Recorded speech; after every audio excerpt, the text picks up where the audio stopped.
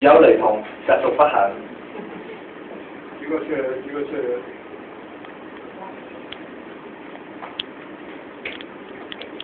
佢就係我哋今日嘅主角 Ken， 唔係健嚟先至啊！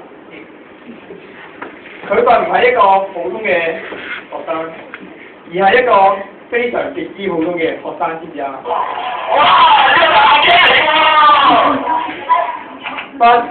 佢喺中午嘅時候作咗一個非常之重要嘅決定，就係決志信主，成為一個基督徒。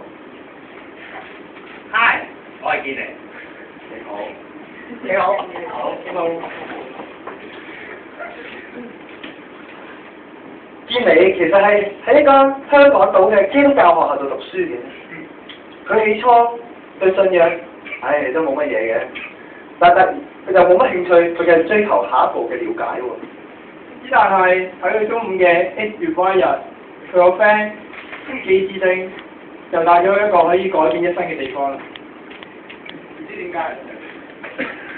嗱，寫咩？What's going on？冇啊，我想問你咧，你禮拜六嘅夜晚7點幾到禮拜六到我食飯嘅，係啊。喂，頭話聽禮拜4我約咗朱茵，禮拜5啊約咗劉嘉欣，禮拜6仲約咗李麗欣添喎。幾個 friend？ 劇本寫咩我咪講乜嘢咯。哎呀，唔好講呢啲嘢事啦，見你係我老死，我唯有推咗個超級煩嘅李麗欣佢啦。超級煩？係啊，咁我哋嗰啲啫。你到時咪知咯。以後唔好唔啱少少，都唔啱少少買咗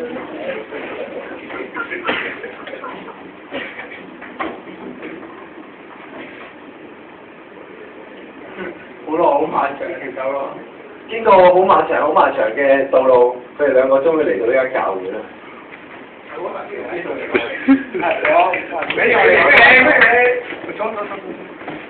迎你喎！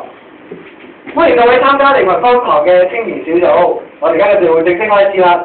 不如你哋同你身邊嘅人講翻句，我好高興見到你今日翻到嚟啊！